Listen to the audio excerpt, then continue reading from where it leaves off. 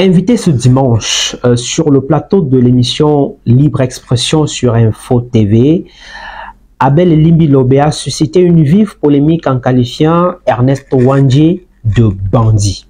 Je le cite, « Lorsqu'on arrête Ernest Ouandjé qui était un bandit, un grand bandit, il ne faisait pas de la politique, le Cameroun était déjà indépendant. » En tout cas, cette déclaration qui n'a laissé personne indifférente va évidemment créer de vives réactions sur la toile et parmi lesquelles David Eboutou qui pense qu'on a fusillé une seconde fois celui qui est considéré comme notre mémoire collective comme étant le dernier nationaliste UPCiste révolutionnaire en le qualifiant de bandit.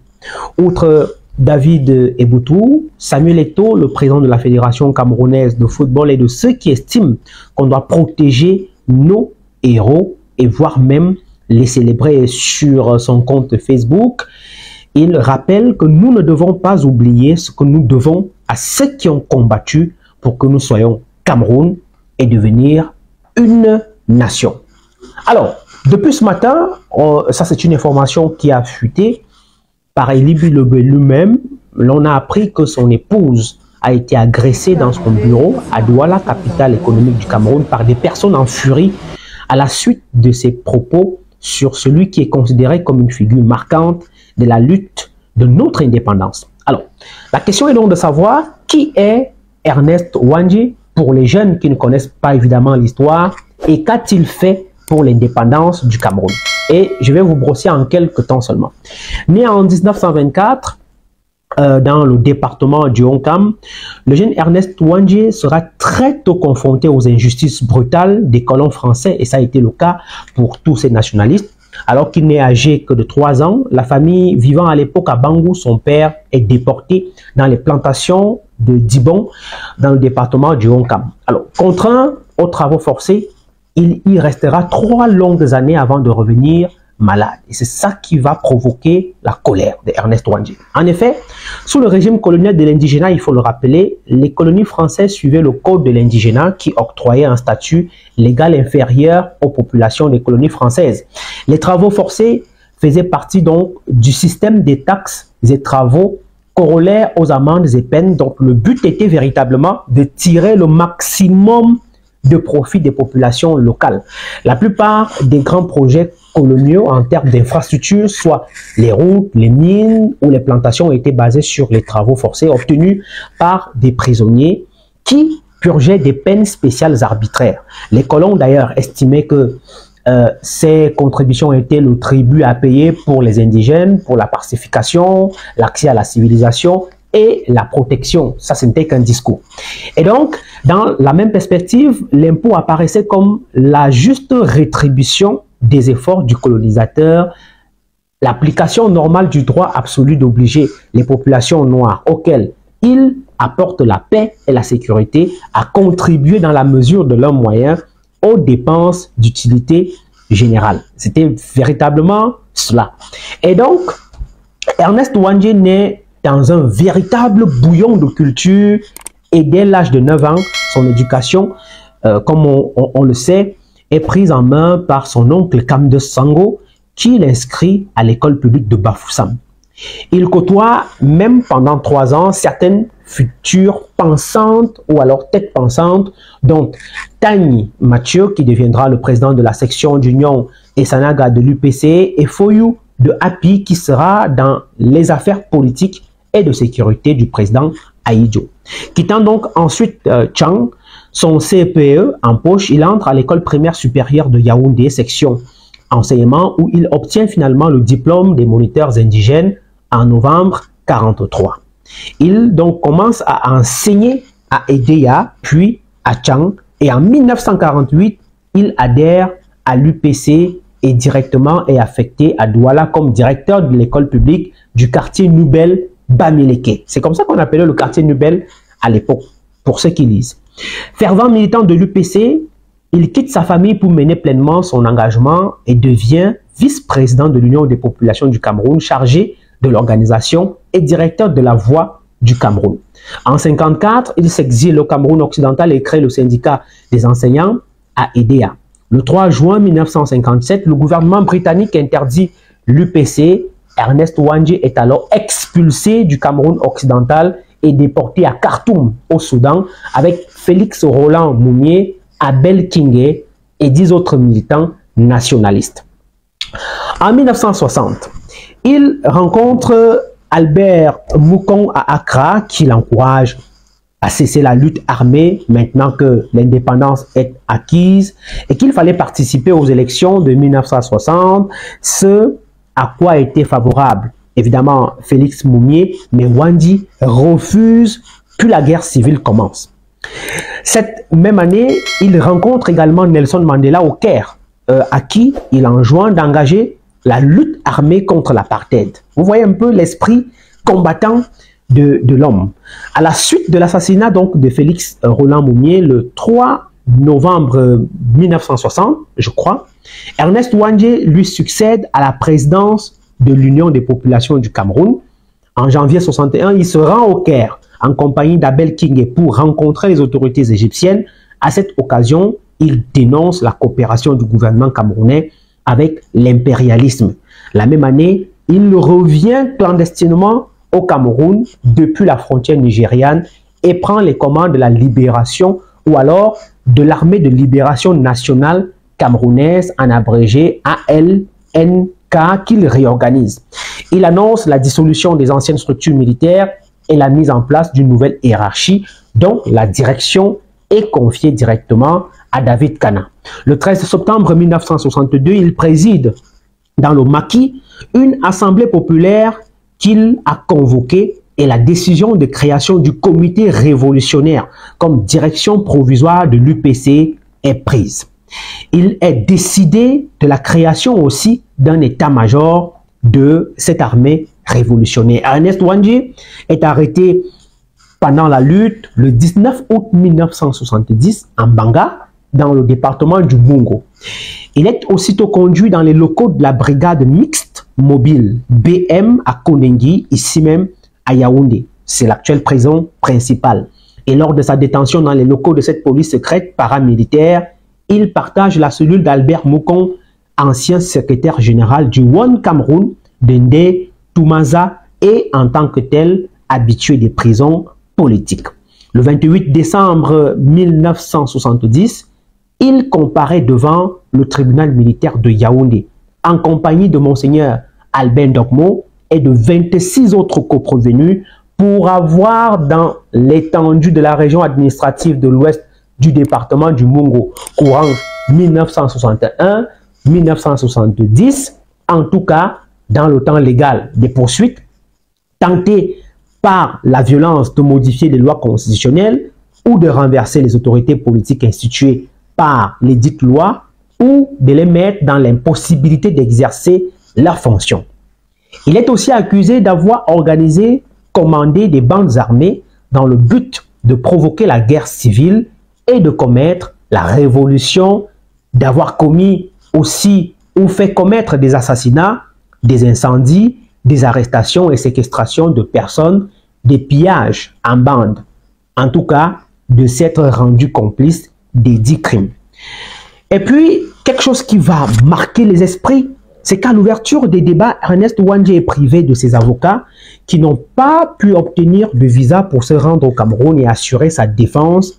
Et bien qu'ayant récusé Maître Orcel, son avocat qui a été commis d'office, il va déclarer au président du tribunal militaire qu'il lui était impossible d'être jugé et que le gouvernement veut l'abattre et que ce procès est une forfaiture. Il croyait que l'absence de l'avocat à ses côtés allait annuler le procès. Mais selon le tribunal militaire de Yaoundé durant le procès, Ouandjé Ernest, en sa qualité de vice-président de l'UPC, a pris le commandement des maquis du territoire en 1961 pour continuer la lutte révolutionnaire engagée par ce qu'on a appelé l'armée de libération nationale camerounaise, que cette lutte avait pour but essentiel de faire abdiquer le pouvoir par les autorités en sémant la terreur dans les populations par des assassinats, des meurtres, des incendies, des vols, des pillages, des enlèvements de personnes, et que c'est grâce au soutien sans réserve à lui accordé par Monseigneur Dokmo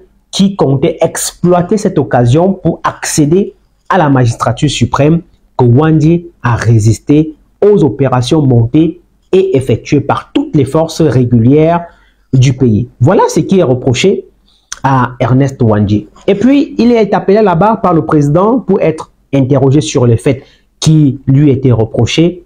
Et Ernest Wandji va déclarer qu'il s'agit d'un jugement de pure forme et refuse de s'exprimer. Maintenant, son refus tout au long des débats. Donc, pendant tous les débats qu'a duré le procès de Ernest Wandji, il n'a plus dit un mot. Et le verdict fut prononcé le 5 janvier 1971. 3 condamnations parmi les multiples à mort. Ernest Wandji, Mathieu Diacep, dit Ben Bella, maquisard et secrétaire particulier de Wandji, et le jeune Faustin Raphaël, qui était également maquisard et surtout agent de liaison entre Ernest Wandji et Monseigneur Ndokmo. Et puis une condamnation à perpétuité, c'était évidemment Monseigneur Ndokmo, qui va bénéficier plus tard d'une libération grâce à la pression du Vatican et va s'exiler par la suite. Ernest Wandji a donc été fusillé en place publique le 15 janvier 1971 à Bafoussam avec le jeune Raphaël Faustin, son compagnon d'armes au maquis, et Gabriel Tabe Diwambo, le courant fondateur et responsable politico-militaire du mouvement de la Sainte-Croix pour la libération du Cameroun, condamné à mort le 6 janvier 1971 dans le second procès ouvert contre Monseigneur Ndokmo. Selon les livres que nous avons consultés pour produire cet élément, ce triste 15 janvier 1971 à 11 h sur la grande place de Bafoussam, les habitants sont rassemblés en silence. Ernest Wandji est menotté et escorté par une escouade de soldats camerounais. Il avance avec fière allure, son visage ne laisse transparaître aucune inquiétude, au contraire, il se sent plutôt détendu et joyeux. L'instant est douloureux, en même temps historique. Ernest Wandji refuse de se faire bander les yeux avant d'être exécuté. Ernest Wandji va prononcer quelques paroles qui vont sonner comme l'appel à la lutte pour la liberté du Cameroun. Il exprime toute sa fierté et sa gratitude d'avoir combattu pour l'intérêt de son pays, tout en prophétisant que le combat était loin d'être terminé, mais que d'autres prendront le relais jusqu'à la victoire finale. Après avoir chanté, l'ordre fut donc donné de tirer et les premiers tirs ont été mortels pour Gabriel Tabe alias Wambo le courant et de Raphaël Faustin, ses deux camarades. Quant à Ernest Wandji, il ne meurt pas sur le coup. Il aura le temps de crier que vive le Cameroun.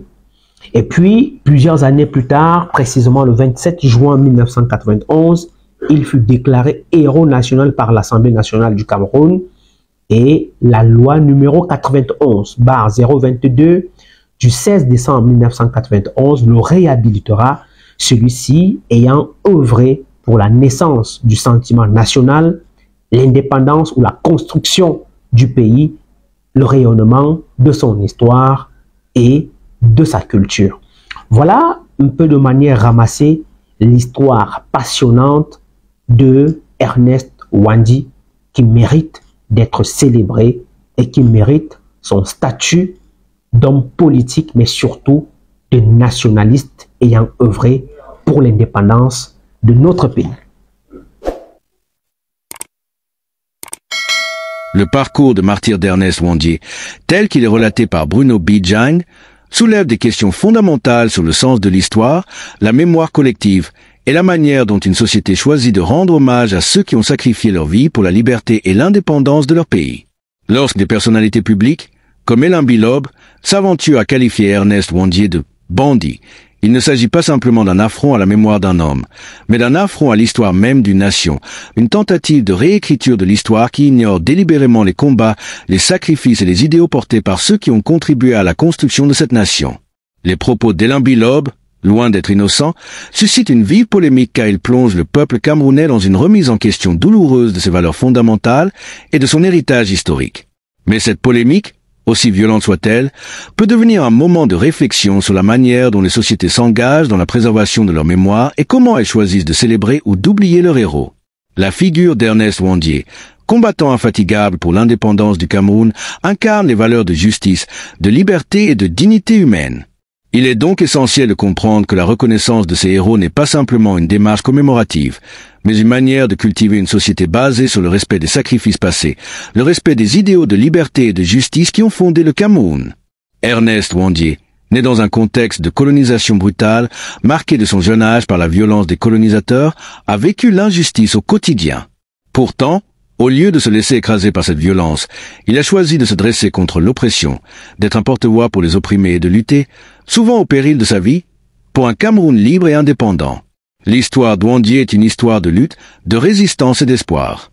Son parcours nous montre qu'une vie de qualité, une vie épanouie, ne réside pas dans la recherche de la facilité ou de la reconnaissance immédiate, mais dans la fidélité aux principes de justice, d'intégrité et d'engagement. De plus, la manière dont Ouandié a poursuivi son combat, même après avoir été emprisonné et condamné à mort, nous enseigne une grande leçon de patience et de persévérance. Même dans la souffrance, dans les moments les plus sombres de l'histoire, il a su garder sa dignité et son honneur. Ce refus de se soumettre à l'injustice, ce courage de tenir bon face à l'adversité, est un exemple d'une qualité de vie profondément humaine et inspirante. La façon dont Ernest Ouandié a vécu et combattu pour son pays, sans chercher à être adoré ou à recevoir des honneurs, mais uniquement animé par un profond sens du devoir et de la justice, nous montre que la véritable grandeur réside dans l'engagement sincère et désintéressé pour le bien commun. L'histoire de Ouandié nous rappelle que dans la vie, il ne s'agit pas toujours de gagner ou de recevoir la reconnaissance immédiate, mais de rester fidèle à ses valeurs et de se battre pour ce qui est juste, même si cela signifie souffrir ou mourir dans l'anonymat. Cette capacité à agir avec courage, à résister aux pressions et à défendre la vérité, même lorsque tout semble se liguer contre nous, est essentielle pour mener une vie de qualité.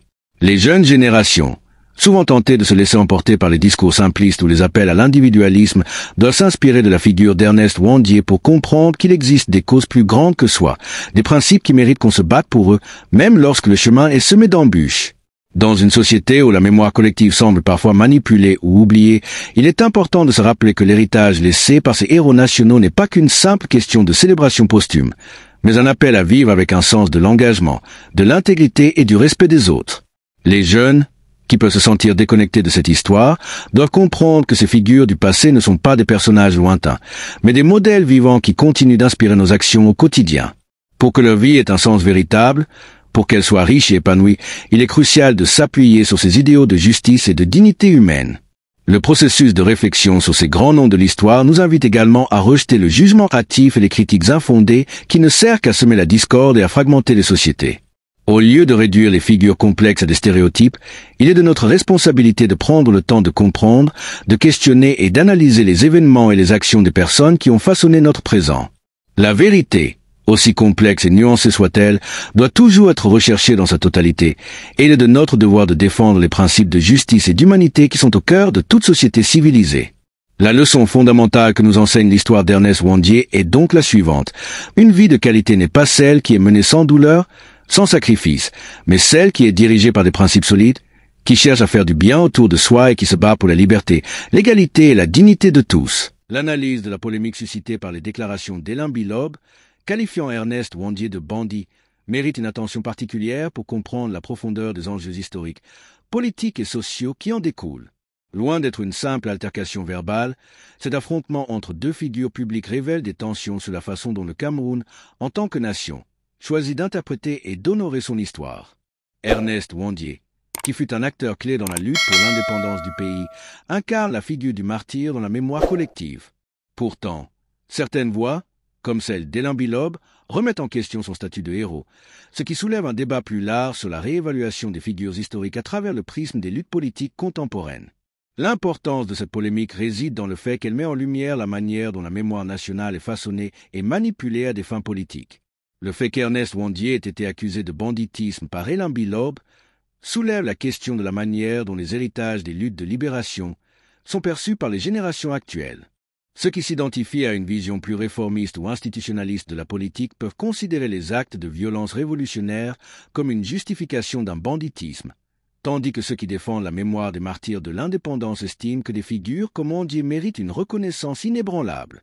Bruno Bidjang, dans son intervention sur le plateau d'Info TV, incarne un rôle essentiel dans cette réconciliation entre les mémoires conflictuelles. Par sa prise de parole, Il cherche à remettre en lumière l'engagement d'Ernest Ouandié non seulement comme un révolutionnaire, mais aussi comme un combattant de la justice sociale dans une période de colonisation brutale. Bijan clarifie ainsi le rôle de Ouandié en soulignant que ses actions s'inscrivent dans une dynamique de résistance face à l'impérialisme, bien loin des accusations de banditisme formulées par Alain Bilob. Ce discours rappelle que l'histoire de la lutte pour l'indépendance n'est pas une simple question de violence ou d'ordre établi, mais un combat pour la dignité humaine et la liberté. Dans cette perspective, les attaques contre des figures comme Ouandié, en particulier par des personnalités politiques influentes, soulignent les fractures internes au sein de la société camerounaise. Ces débats ne concernent pas seulement la figure de Ouandié, mais bien l'identité collective du Cameroun. À travers les discussions et réactions autour de ces événements, la question centrale demeure. Comment le pays choisit-il d'honorer et de se souvenir de ceux qui ont payé de leur vie pour sa liberté? C'est là où la réflexion doit s'élargir à l'ensemble du processus de réconciliation historique, où l'on tente de concilier les divers aspects de l'héritage national, des martyrs de la lutte pour l'indépendance aux figures politiques actuelles qui façonnent le Cameroun moderne. Les événements qui ont conduit à la réhabilitation d'Ernest Ouandié en 1991, avec sa déclaration en tant que héros national par l'Assemblée nationale du Cameroun, montrent un mouvement lent mais significatif vers la reconnaissance de son sacrifice. Toutefois, la réactualisation de son image à travers des débats contemporains n'est pas anodine. Elle incarne une lutte idéologique entre ceux qui considèrent la révolution comme une méthode légitime de changement et ceux qui, au contraire, prônent un modèle politique plus conciliant et moins conflictuel. Ainsi, l'analyse de la controverse actuelle autour de Ouandié permet de mieux comprendre la manière dont le Cameroun navigue entre son passé tumultueux et ses ambitions futures. Les répercussions de ces débats ne se limitent pas à une simple dispute entre politiciens, mais touchent au fondement même de la construction de l'État et de la nation. En fin de compte, cette controverse démontre que l'histoire, loin d'être figée, est toujours en construction, et chaque génération doit faire face à des choix difficiles concernant l'héritage qu'elle souhaite transmettre aux générations futures.